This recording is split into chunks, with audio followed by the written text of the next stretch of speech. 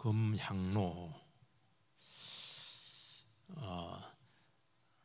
원래 일곱째 인재양, 그 다음에 나팔재앙, 그 다음에 대접재앙이 이루어지게 되는데, 일곱째 인재양 중에서 6장에서 그 6개 인재양이 터지게 되었고, 그 다음에 그 중간에 성도님들의 그런 기도들이 나오게 되었고, 오늘은 이제 일곱째 인을 떼는 장면이 나옵니다. 일곱째 인을 떼면 재앙이 나와야 되는데 어떤 그 재앙이 나오지 않고 일곱 나팔 재앙으로 이렇게 넘어갑니다. 요즘 집속탄이다 이래서 중동에서 문제가 되고 있는데요. 큰 폭탄 하나 터뜨리면은 그게 터지는 게 아니고 거기에 보면은 여러 가지 새끼 폭탄들이 있어요. 그래서 그 날탄인데 7개 대접 재앙의 날탄으로 이렇게 분리가 되어서 터지는 그런 모습이라고 생각을 하시면 되는 것입니다. 그러니까 인재앙하고 나팔재앙은 심판의 모습들, 재앙들이 유사한데 비슷한데 훨씬 더 보강이 되기도 하고 강화되기도 하고 그 재앙의 범위가 확대되는 것을 알 수가 있어요. 이게 뭐냐니까 하나님께서는 이런 방식으로 세상에 깊숙이 이제 개입을 하신다는 것입니다. 어떻게 개입을 하느냐 하니까 재앙을 통해서 제약을 응징을 하고 그 가운데 자기 백성들을 구원을 해요. 이게 이제 하나님께서 관여하시는 것입니다. 이 관여를 하면은 아직 세상은 끝난 것은 아니에요. 그런데 이 모든 영적 전쟁을 하는 그 사령관은 누구냐? 우리를 위해서 죽으셨다가 살아나신 어린 양 대신 예수님이십니다. 예수님께서 모든 구원을 완성하신 후에 사탄의 머리를 밟으시고 승리를 주님께서는 확보를 해놓으시고 난 후에 그 가운데서 또 역사에 개입을 하셔서 우리 현실 종말의 시대를 이끌신다는 것이죠. 근데 오늘 특이한 게 하나가 나오는데 이 성도들의 이제 기도가 나옵니다. 하나님께서는 이 종말의 시대를 이끌어가는데 성도의 기도가 깊이 관여되어 있다는 것입니다. 하나님께 독단적으로 주권적으로 하시기도 하지만은 성도들의 기도를 통해서 함께 개입을 하시는 이 심판과 구원의 일을 감당을 하신다는 것입니다. 첫 번째는 드디어 7째 인이 지금 떼어지고 있습니다. 1절, 2절 말씀을 같이 봉독하겠습니다. 시작. 7째 인을 떼실 때에 하늘이 반시간쯤 고요하더니 내가 보매 하나님 앞에 7 천사가 서 있어 7 나팔을 받았더라. 7째 인이 떼어졌을 때 고유 재앙이 나오지 않고 그 안에 7 나팔이 들어 있습니다. 우리가 계속 이제 7 나팔 재앙을 살펴보게 될 텐데요. 이 재앙은 두 가지 재앙입니다. 크게 분류를 해보면은 환경 재앙이 나오고 또 하나는 영적 세계에 대한 재앙이 나옵니다.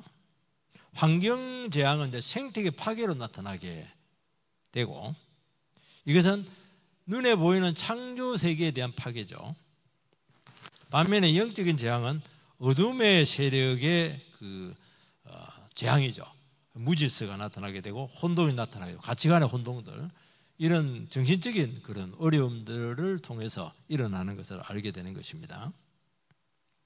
하나님께서는 죄 많은 세상 역사 속에서 방관하지 아니하시고 적극적으로 개입을 하시는 것입니다. 그 개입의 결과가 뭐냐? 이 생태계가 파괴가 되는 것이고 영적 세계의 무질서와 혼동이 나타나고 있는 것입니다. 하나님께서는 창조물을 파괴하거나 악한 영을 조장하지 않습니다. 이런 생태계 파괴나 영의 세계 파괴는 인간 죄의 결과죠. 하나님께서는 원래는 인간의 죄도 이렇게 제어를 하시고 인간의 욕심도 무한대로 확장되지 않도록 제지하시는데 어느 순간 이것을 버려두신다는 것입니다. 그러면 세상은 망가지는 것입니다. 하나님께서는 악한 권세를 제어해서 권세가 광분하지 않도록 그렇게 하시죠. 그 대표적인 게 뭐냐니까 세상을 그냥 두지 않습니다. 무정부 상태로 두지 않아요. 우리 북한 같은 경우에는 그냥 무정부 상태로 가면 좋을 텐데 그렇게 하자고. 그렇게 악한 지도자인데도 불구하고 그 질서 가운데 있는 것이 더 중요하다는 거예요. 그래서 그렇게 하면 그나마 제약을 좀 덜 짓어요. 무정부 상태로 가면은 뭐 피해 사륙이 오는 것이죠. 그리고 하나님께서는 그때 악한 영의 역사들이 많이 일어나게 되는데 사람들이 거기서 전부 다 미혹이 됩니다. 정신이 잘못돼 버리면은 사실은 물리적인 재앙보다도 훨씬 더 위험해요. 그래서 그 악한 영의 허상과 속임수들을 드러내어서 사람들이 속지 않도록 그렇게 개입을 합니다. 그런데 인간이 그것만하고 제약으로 나가게 될 때 하나님께서 붙잡고 있던 그 꽃비를 놓게 되는 것입니다. 그때 창조 질서가 파괴가 되고 영의 세계가 급격하게 혼탁해지는 것입니다.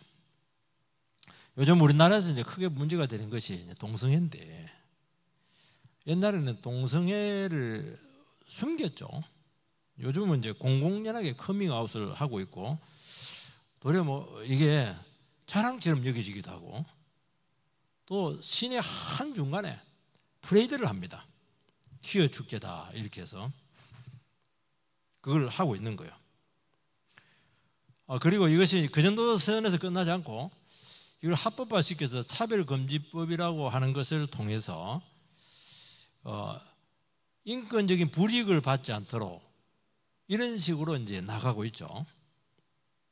그런데 성경적으로 봤을 때는 동성애라고 하는 것은 하나님께서 남자와 여자를 통해서 서로 관계를 하게 했지 동성끼리 못하게 돼. 원래 하나님이 그렇게 창세기에 만드셨어요. 남자와 여자가 합하여 한 몸이 된다고 그렇게 돼 있거든요. 그러니까 하나님께서 만드신 창조 질서가 있는데 이 창조 질서를 파괴하는 행위로 보고 있는 것입니다. 창조 질서가 파괴가 되면 대재앙입니다. 바다는 육지로 올라오지 마라. 그게 하나님께서 창조 질서예요. 그런데 바다가 육지로 올라온 게 쓰나미입니다. 대재앙이죠. 그렇게 되다 보니까 사악한 재오물들이 막 나타나게 되고 사회가 아주 급격하게 혼탁해질 수 있는 것이고 가치관이 전부 다 무너지게 돼 있고 가정이 다 파괴될 수 있는 그런 토양을 그 분위기를 영적인 분위기를 그렇게 만드는 거예요. 그래서 거기서 질병도 일어나게 되고 가정 파괴도 일어나게 되고 또 아무래도 하나님의 질서를 어긋난 것이기 때문에 굉장히 그 죄책감이 있는 거예요. 그리고 그걸 또 은폐를 해야 되기 때문에 수많은 그 안 좋은 정신적인 그런 풍토들이 양산되게 되어 있는 것이 그런 의미에서 우리가 반대를 하는 것입니다. 7째 인을 떼었을 때 특이한 현상이 나타나고 있는데 반시간쯤 고요합니다. 반시간은 30분인데 이것은 이제 쪼개진 시간이죠. 1시간도 아니고 반시간이에요. 긴 시간은 아니에요. 이런 게 2분의 1이다, 반시간이다 이렇게 나타나는 것은 굉장히 위기를 나타내는 시간 표현법이에요. 그러니까 앞으로 어떤 재앙과 심판이 일어날지 모르는 두려움과 긴장 속에서 지금 기다리게 한다는 것입니다. 여러분 성경에 있어서 이 침묵이라고 하는 것은 하나님의 존재하심을 나타내요. 그러니까 고요함 속에 하나님께서 뭔가를 행하실 것 같은 기대감을 준다는 것입니다. 지금의 하늘은 굉장히 분주했죠. 근데 6개의 인이 떼어질 때마다 특정 재앙이 일어나게 되었고 천사들은 아주 분주하게 움직였습니다. 근데 7째 인을 딱 떼니까 전혀 아무 일도 일어나지 않고 30분 동안 반시 동안 정막이 흘렀다는 것입니다. 왜 그 침묵의 시간이 필요했겠는가 하는 그 질문을 하고 있죠. 대개 이제 물어보면 그 다음 3절에서부터 그 다음 5절까지 성도들의 이제 기도가 나와요. 하나님께서는 성도들의 기도를 듣기 위해서 하늘이 조용했다는 겁니다. 애들 막 떠들고 이렇게 할 때 엄마들이 아주 중요한 전화를 받고 이렇게 하면 애들한테 조용해라, 조용해라. 그 제지를 하잖아요. 그러니까 세상은 막 시끄러운데 하나님께 조용해라. 왜 조용히 하느냐? 아주 중요한 성도들의 기도가 지금 올라오고 있는 거예요. 지금 핍박받고 있는 성도님들이 정신적으로 무너지지 않고 핍박의 현장에서 도망가지 않고 그들은 기도를 한 겁니다. 그 순간 그 기도를 듣지 않으면 그 영혼이 무너지는 거예요. 그래서 주님 때문에 파괴되지 않고 도망가지 않고 그 자리를 지키고 있는 겁니다. 하늘의 침묵이라고 하는 것은 바로 그 긴박하고 중요한 성도들의 기도를 듣기 위해서 고요하다는 것입니다. 오늘 참 시대가 시끄럽습니다. 사람마다 소리를 지르고 있는데 아무도 들어주지 않습니다. 그런데 하늘은 그렇지가 않아요. 하나님은 우리의 기도를 듣습니다. 듣는 정도가 아니고 경청을 합니다. 천사들의 찬송 소리도 잠재웁니다. 이때는 찬송하지 마라. 그리고 보좌에서 막 우레소리가 들리고 천둥 소리가 들리는데 그것도 잠잠하게 합니다. 기도 소리 듣고 나서 천둥이 울려 퍼지는 겁니다. 이 말은 뭐냐? 우리의 생각과 우리의 그런 요구들을 아주 진지하게 다루고 있고 그리고 감정을 아주 신중하게 받고 있고 말하는 것과 느끼는 것을 아주 중요하게 고려를 하고 있다는 것입니다. 하나님께서 우리의 기도에 대해서 아주 경청을 하시고 우리의 마음에 대해서 아주 살피시고 이렇게 한다면 우리는 그분 앞에 모든 것을 다 말할 수가 있습니다. 아무리 세상이 시끄럽고 아무리 압박감이 있고 이렇게 하더라도 도리어 시끄럽고 어렵고 압박감이 있고 핍박이 심할수록 훨씬 더 긴박한 기도가 있고 압축적인 기도가 있고 아주 중요한 기도들이 많이 나온다는 거예요. 그 심리적인 변화가 엄청납니다. 시시각각으로 우리의 영혼이 막 흔들리는 거예요. 하나님께 그 모든 것을 다 받으신다는 것입니다. 그리고 우리는 그때 엄청난 생각들을 많이 하고 있는데 느끼는 게 있는데 그걸 전부 다 전할 수가 있습니다. 그게 굉장히 중요하다는 거예요. 이게 우리는 너무 힘들고 어려울 때는 막 당황스러울 때는 막 말도 되지도 않아요. 더듬거리기도 하고 막 서툴기도 하고 어쩔 때는 문장이 안 돼요. 조사도 없고 밑도 끝도 없고 막 저거 이렇게 하는데도 알아듣는 거예요. 어째 이런데 다 알아듣는 거예요. 이게 여유가 있을 때 뭐 그냥 뭐 하늘은 반짝 시냇물은 졸졸 이렇게 하지 시도 없고 이렇게 하지 급한데 그런 게 어디 있어요.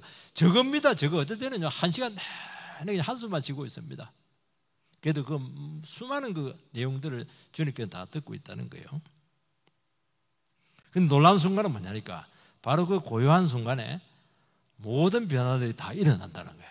우리도 변하게 되고 하나님 그 기도를 들으시고 상황도 바꿔내시기도 하고 하나님 역사가 일어난다는 거예요. 지금 세상은 난리가 났습니다. 현실은 지금 엉망진창입니다. 하나님께서는 그 고요한 시간을 통해서 하나님의 구원을 알게 하신다는 것입니다. 여러분요, 기독교에서 침묵은 아주 대단히 중요한 거예요. 침묵에서 하나님의 행동이 나오는 거예요. 우리는 막 내가 뭔가를 열심히 하고 뭐 시끄럽게 하고 막 분주하게 하고 아닙니다. 다 내려놓고 하나님 앞에서 묵상의 시간, 침묵의 시간을 가질 때 실제로 많은 일들이 일어나는 것을 알 수 있어요. 나만 바뀌는 게 아닙니다. 하나님께 그 침묵의 시간을 통해서 말씀하시고 그리고 그 기도를 경청하시고 우리의 심정을 헤아리시고 그리고 우리의 필요를 채우시고 상황을 바꿔내시고 그 기독교는 어떻게 보면 행동의 종교가 아니고 침묵의 종교라는 거예요. 지금 하나님 앞에 7 천사가 도열을 하고 있고 그 7 나팔을 그들이 받습니다. 나팔을 받아요. 칼을 받는 게 아니고 나팔을 받습니다. 나팔이 뭐 하는 것입니까? 사람을 불러 모으기도 하고 흩어지게 하는 그 고대 사회에서는 신호예요. 전쟁할 때 나팔을 빰빠라빰빰빰 불고 이러면 막 행진 이렇게 하는 거예요. 그리고 막 나팔을 길게 붕 불면은 전쟁 끝났다, 승리했다는 거예요. 우리가 그 앞에 7가지 인재앙을 봤는데 인은 인을 떼는 거잖아요. 인을 떼니까 인은이라고 하는 것은 봉해진 거잖아요. 편지처럼 인봉을 떼니까. 그럼 그 안에 있는 정보들이 우리에게 전달이 돼요. 나팔은 아닙니다. 나팔은 선포예요. 나팔을 불면은 막 선포가 일어나요. 그러면 행동을 불러일으키게 되고 태도나 신분이 바뀌어지는 것을 알 수가 있습니다. 전쟁에서 어떻게 정보로 이야기를 해요? 그 많은 사람들 시끄러운데 나팔로 전부 다 이야기 다 합니다.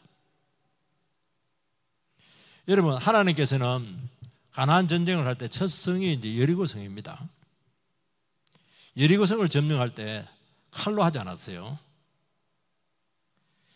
나팔을 길게 불었습니다. 마지막 날에. 그러면 승리를 주겠다 이렇게 했는데 나팔과 함께 난공불락의 여리고 성이 무너졌습니다. 그러니까 나팔 소리는 여리고 성에 대해서는 심판의 소리였지만은 그 여리고 성 안에 있었던 라합과 그 가족들에게 있어서는 구원의 신호였습니다. 그 나팔을 통해서 심판도 하기도 하고 구원을 해요. 그 나팔은 이중적인 효과를 가지고 있습니다. 하나님을 대적하는 무리들에게 있어서는 심판의 소리가 되고 하나님의 백성들에게는 승리의 소리가 되고 해방의 소리라는 것입니다. 구약에 보면 이제 신년이 오면은 신년이 뭐냐면 77에 49, 7년 7년. 그러나서 그 다음에 50년입니다. 50년 만에 노예들을 무조건 해방해야 되고 땅을 무조건 돌려줘야 됩니다. 그때 신년의 나팔 소리를 부릅니다. 그러면 빚진 자들, 노예로 잡힌 사람들이 그때 해방이 되는 거예요. 그 소리가 굉장하죠. 그리고 이것은 복음의 나팔 소리로 연결이 돼요. 복음의 나팔 소리라고 하는 것은 죄에 그냥 찌들려 있고 미신의 사슬에 얽매여 있고 관습에 고통당하고 있고 인섭에 어려움을 겪고 있는 모든 인간들에게 해방을 가져다 주는 복음의 소리라는 것입니다. 그래서 복음의 소리를 듣기만 하면은 구원이 일어나게 되고 해방을 나타나게 되지만은 그 확실하고 분명한 단순하잖아요. 그 복음의 소리를 거부하면은 심판입니다. 하나님께서는 세상을 징벌하시기도 하지만은 그 마음을 바꾸어서 회개하게 한다는 것입니다. 오늘날 성도의 삶과 저 정언은 나팔 소리의 울림과 같습니다. 우리가 나팔이에요. 우리의 삶이 소리를 칩니다.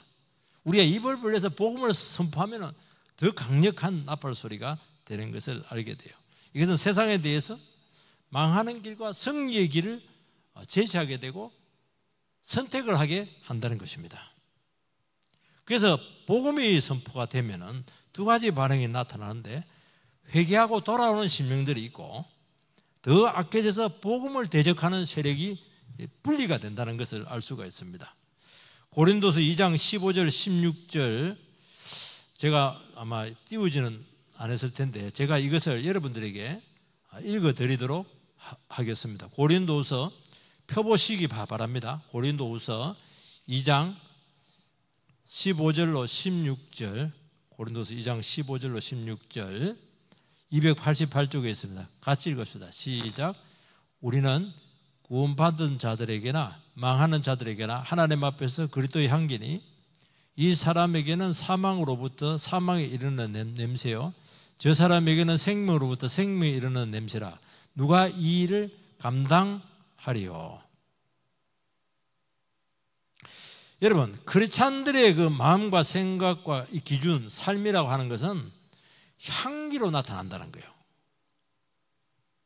망하는 자에게는 이 복음의 향기가 죽음에 이르게 하는 냄새가 되고, 그 복음을 받아들이는 자들에게 있어서는 생명을 이르게 하는 냄새가 된다는 것입니다.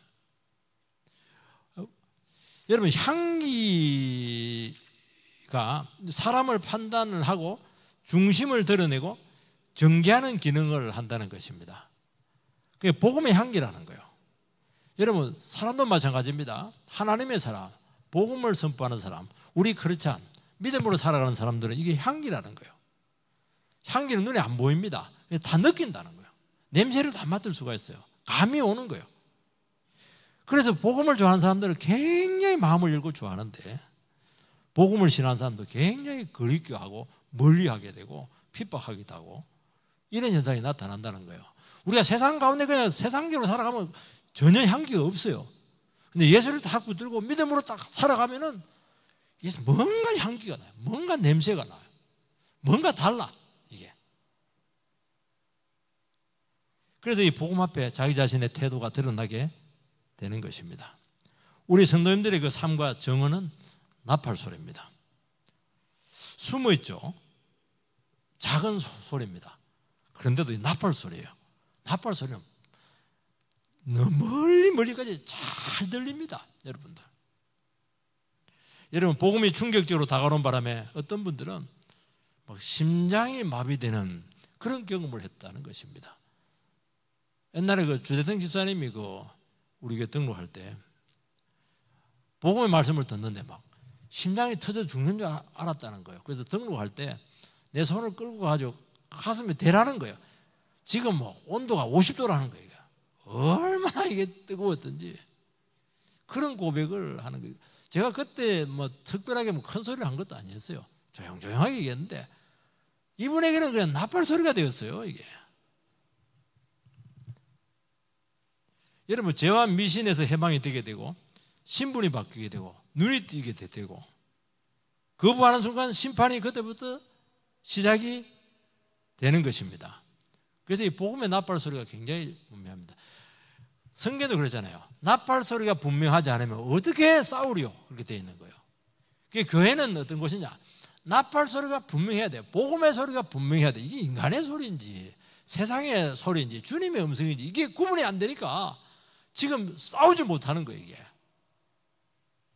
두 번째는 금향료에 담겨서 하나님 앞에 올려지는 기도가 지금 상달되고 있는 겁니다. 3절에서 5절 말씀을 우리 같이 한번 읽도록 하겠습니다. 3절에서 잠시만요. 계시록 3절에서 5절 시작. 또 다른 천사가 와서 제단 곁에 서서 금향로를 가지고 많은 향을 받았으니 이는 모든 성도의 기도와 합하여 보좌 앞 금제단에 드리고자 함이라. 향연이 성도의 기도와 함께 천사의 손으로부터 하나님 앞으로 올라가는지라. 천사가 향로를 가지고 제단에 불을 담아다가 땅에 쏟음에 우레와 음성과 번개와 지진이 나더라. 지금 본격적으로 지금 나팔장이 지금 일어나기 직전입니다. 그런데 갑자기 성도의 기도가 중간에 끼어들고 있습니다. 천사가 금향로에 향을 담아서 금제단에 지금 드립니다. 그러니까 모든 성도의 기도가 금향로 향과 합해져서, 기도 자체가 향은 아니에요.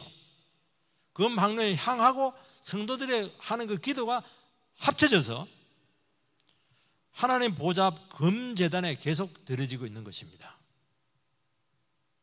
기도와 향이 합쳐져서 드려졌다고 하는 것은 왜 향을 피웁니까? 제사 드리고 이렇게 할 때 그거는 불순물을 제거하는 거예요. 신에게 바치는 것이니까 아주 깨끗한 것을 갖다 바치는 것입니다. 기도가 아주 귀하게 받아들여지고 있는 것이죠. 그리고 기도하는 그 성도는 하나님의 파트너가 되어서 함께 일하게 하겠다는 거예요. 그러니까 그 기도를 깨끗하게 만들어서 받는다고 하는 것은 그 성도들의 기도를 굉장히 중요하게 여기고 그 나팔 재앙 가운데 하나님 그 기도를 통해서 역사를 하겠다는 것입니다. 여러분, 천사가 향로를 단위 불에 담아다가 땅에 쏟았을 때 우레가 나오고 음성이 나오고 번개와 지진이 일어나는 것입니다. 마치 출애굽 때 모세가 시내산 위에서 하나님을 율법을 받기 위해서 그때 하나님 강림하실 때의 모습과 같아요. 우레가 터지고 음성이 터지고 번개가 터지고 막 지진이 일어나고 하나님의 임재가 나타나는 거예요. 세상 가운데 직접 찾아와서 개입한다는 거예요. 그런데 이 불은 심판의 불이었습니다. 여러분, 성도들의 기도와 성도들의 수많은 그 신원들이 있잖아요. 억울함들, 이런 것들을 하나님 앞에 드린 후에 그리고 나서 심판이 진행이 되는 것을 알 수가 있습니다. 하나님께서는 우리 세상에서 억울하고 핍박을 받고 순교당한 영혼들이 드리는 그 기도를 굉장히 중요하게 받으시고 그것을 이 세상을 심판하는 근거로 삼으시겠다는 거예요. 그래서 우리가 이 세상 가운데서 하나님 앞에서 억울하고 서운하고 맺혀있고 이런 것들을 하나님 앞에 기도로서 아뢰라는 거예요. 하나님 그것을 아주 중요하게 고려를 해 주시겠다는 거예요. 그 기도 내용이 하나님 나라의 중요한 재료가 되는 것입니다. 하나님, 내가 지금 속해 있는 그 조직에 이런 죄악들이 지금 있고 있는데 이 죄악을 언제까지 방치하겠습니까? 내 눈 감고 같이 갈 수가 없다고. 이 죄악을 어떻게 해야 되지 않겠습니까? 그런 말을 했기 때문에 많은 불이익을 당하고 고통을 당하지만은 하나님께서 그 기도를 굉장히 중요하게 고려를 하시고 하나님 임재하셔서 개입해서 그 문제를 해결을 해주겠다는 것입니다. 누가복음 1장에 보면은 제사장 사가랴가 등장을 합니다. 성전에서 분향을 하는데 갑자기 천사가 나타나요. 그건 하나님께서 지금 천사는 하나님 심부름꾼이니까 하나님께서 그의 기도를 직접 천사가 들고 하나님 보좌 앞으로 가져가겠다는 거예요. 사가랴는 아들을 달라고 기도하지 않았습니다. 왜냐하면 나이가 늙었기 때문에 애를 낳을 수가 없어요. 그는 대제사장으로서 하나님 앞에서 성전에서 대제사장적인 기도를 했을 겁니다. 이스라엘의 죄에 대해서 선포를 했고 이 불의한 현실에 대해서 민족의 구원을 위해서 그는 분명히 백성들을 대표해서 기도했죠. 그리고 사가랴만 기도한 것이 아니고 성전뜰에서는 백성들이 나팔 소리와 함께 합심해서 기도를 합니다. 그 백성들의 기도가 무엇입니까? 하나님, 우리를 버리지 마시고 우리에게 계속 은혜를 달라는 것입니다. 우리를 계속 돌보아 달라는 것입니다. 이 백성들의 기도거든요. 근데 하나님께서 어떻게 응답을 했냐니까 늙은 사가랴에게 아들을 주겠다고 약속을 해요. 그 아들이 세례 요한이잖아요. 하나님께서는 이 아들을 통해서 세상에 개입을 하겠다, 이 메시지를 그에게 준 것입니다. 그 세례 요한이 태어나서 한 것이 무엇이냐? 이 백성들의 죄를 막 때렸어요. 그리고 그 죄를 자복하게 한 것이죠. 그리고 막 세례를 주었어요. 그럼 말 듣지 않는 그 종교 지도자들에 대해서는 하나님의 심판을 막 선포를 했습니다. 너희들이 이 어미하신 심판의 말씀을 듣지 않고 회개하지 않으면 도끼를 가지고 너희 밑동을 찍겠다, 그렇게까지 이야기합니다. 굉장히 종말론적이에요. 세례 요한의 설교는. 예수님은 굉장히 은혜스러운데 세례 요한은 굉장히 긴박했습니다. 그리고 그는 메시아의 길을 예비하게 된 것이죠. 하나님께 그렇게 사가랴의 기도를 들으시고 개입을 하셔서 하나님 나라를 세워나가고 있는 것입니다. 오늘 우리는 현실을 두고 기도해야 됩니다. 우리는 이 세상에 대한 주인의식을 가지고 하나님 보좌 앞으로 나가야 되는 것입니다. 우리가 그걸 안 해주면 세상은 소망이 없습니다. 그런데 우리의 기도를 바라볼 때 너무 내 중심적입니다.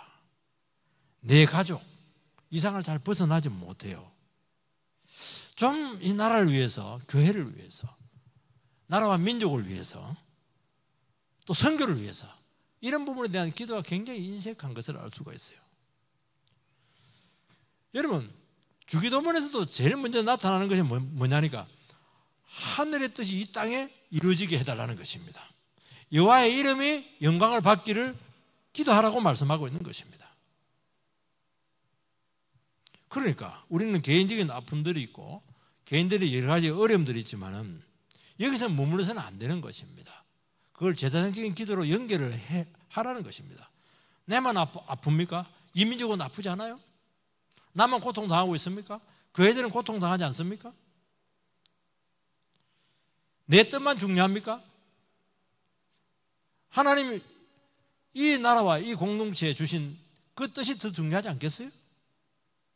그 교회를 품는 그 성화된 그 기도들을 주님께서는 요구하고 있는 것이고 그것은 대단히 중요하고 하나님께 그 기도를 하는 그 영혼을 통해서 그 현장을 통해서 먼저 개입하시고 역사를 해 주시겠다는 겁니다. 여러분, 기도하는 사람은 비밀이 있습니다. 기도하지 않는 사람들은 기도에 비밀이 없어요. 비밀은 어디서 생기는 겁니까? 비밀은 엄마가 애를 부릅니다. 그 특별히 이야기를 해요. 야, 형들이 그 맛있는 거 줄 때 니 그 섭섭해 하지 마. 너 그런 더 큰 거 내 줄 거야. 그러면 막내가 가만히 기다리고 있어요. 근데 그 말 안 해주면은 뭐 난리가 나죠. 하나님은 우리 그 비밀이 있는 거예요. 우리에게만 특별히 주시는 비밀이 있는 거예요. 그 비밀은 누구한테 주느냐? 하나님 나라를 위해서 또 아니면 대장적인 기도를 하는 그 영혼들을 통해서 반드시 응답을 해주시고 그렇다는 거예요. 여러분, 기도가 없으면은 하나님께서는 그래도 개입을 해요. 그렇지만은 나와 별 상관이 없어요. 아, 그럴 수 있겠구나. 그 정도라고 넘어간다는 겁니다. 우연이죠. 그러나 이 나라와 주위 상황과 돌아가는 주의를 두고 기도할 때 주님께서는 우리가 기도하는 영혼들이 다 알도록 응답을 주시고 역사를 하시고 일을 이루어 나가신다는 것입니다. 그러니까 우리는 하나님과 특별한 관계에 있고 특별한 비밀이 있는 것입니다. 비밀 통로가 있어요. 비밀 통로. 비밀 통로가 있으면 좋죠. 정치와 군사력이 아니고 성도의 그 기도가 이 나라와 이 사회를 지키는 결정적인 요소라고 말씀하고 있는 거예요.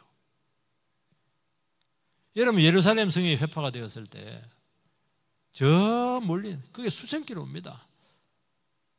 페르시아에 있는 그 느헤미야의 그 눈물의 기도가 결국에는 하나님 나라가 회파된 그 성을 다시 한 번 더 재건하는 원동력이 되었던 겁니다. 여러분, 하나님 나라의 회복은 바로 이 성도들의 눈물의 기도로부터 시작이 되고 있는 것이 성경의 일관된 사상인 것입니다. 여기 보면 성도의 기도가 금제단에서 드려지고 있습니다. 금을 쓰는 이유는 성전에 있는 모든 기물들은 전부 다 금으로 되어 있습니다.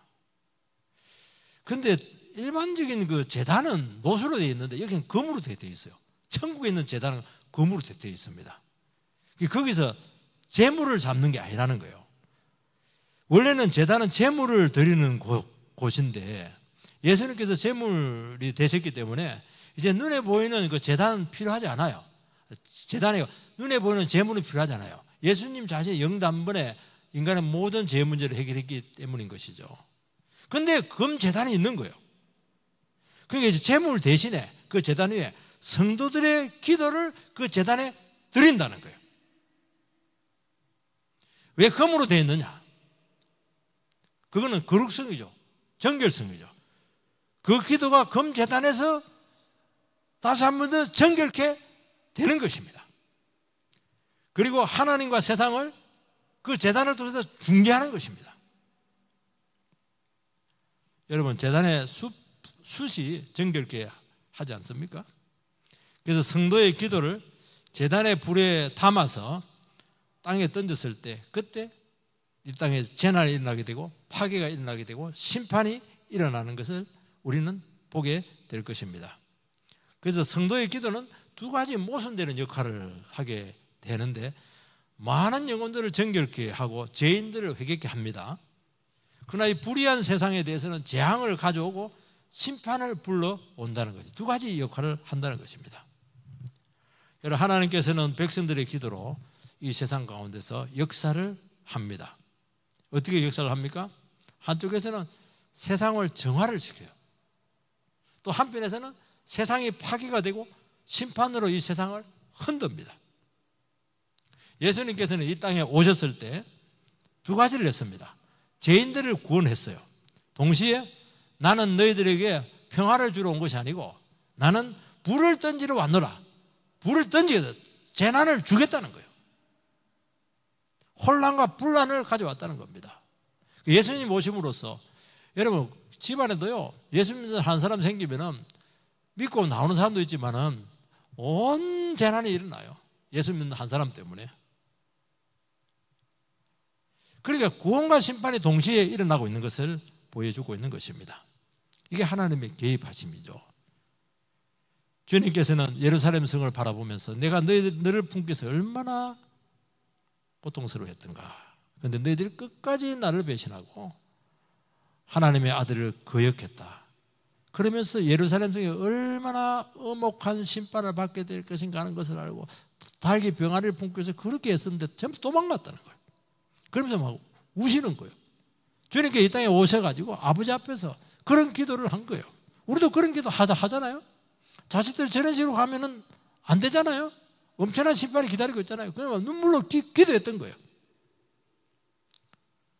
이것은 세상의 엄청난 축복일 뿐만 아니라 동시에 무시무시한 위험을 수반을 하고 있다는 것입니다. 그런데 이 일이 예수님에게서 이제 우리에게로 넘어왔어요. 그 눈물의 기도, 예루살렘 성을 두고 교회를 두고 했던 그 눈물의 기도가 우리에게 넘어온 거예요. 우리가 교회를 두고 그런 기도를 해라는 거예요. 그런데 그 기도가 결정적인 역할을 한다는 것입니다. 여러분, 복음을 거역하는 세상에서 성도들의 기도는 세상을 흔듭니다. 그 증거가 뭐죠? 사도행전 16장에 보면 바울과 실라가 빌립보에서 전도하다가 모함을 당해서 거의 고통을 당했죠. 그 빌립보 지하 감옥에서 그들은 기도했어요. 찬미하고 기도했더라. 우리는 원망하고 신세한탄했을 텐데 그렇게 하니까 세상이 흔들렸어요. 지진이 일어나게 되었고 옥문이 열리게 되었어요. 여러분, 기도는 세상을 흔들고 세상을 해치하고 죄악에서 안심하고 살아가는 악한 세력들에 대해서 위험을 경고하고 있습니다. 얼마나 두려웠던지 간수가 와가지고 막 그냥 자기 자살을 했습니다. 그때 막 바울이다 수도 자살하지 마. 그때 간수가 그냥 무릎을 탁 꿇고 어떻게 하면 구원을 얻냐고. 자기 이제 끝났거든요. 왜냐하면 타로 가면 자기가 죽잖아요. 그때 주 예수를 믿어라. 그래야만 너와 내 집이 구원을 받으리라. 구원을 선포하잖아요. 세상을 흔들어 놓고 두려워하고 떨고 있는 사람들에게 복음을 선포를 해서 주 예수를 믿어라. 그러면 너도 구원받고 너 집안도 구원받게 될 것이다. 이렇게 하나님께서는 역사를 합니다. 그게 전에 굉장히 위험한 상황들을 주님께서는 허락을 하신다는 것입니다. 여러분, 나팔 재앙은 성도들의 기도를 통해서 실현되게 될 것입니다.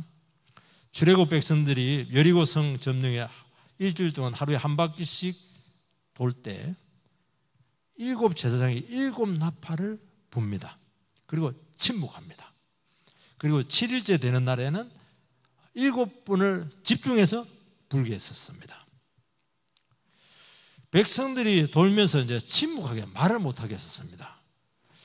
침묵하게 한 것은 하나님께서 개입하신다는 거예요. 침묵하면 뭐 했겠습니까? 쓸데없는 생각 안 하죠. 묵상 기도하는 거예요. 돌면서 기도하는 겁니다. 하나님 언제입니까? 언제 개입하려고 합니까? 언제 심판이 옵니까?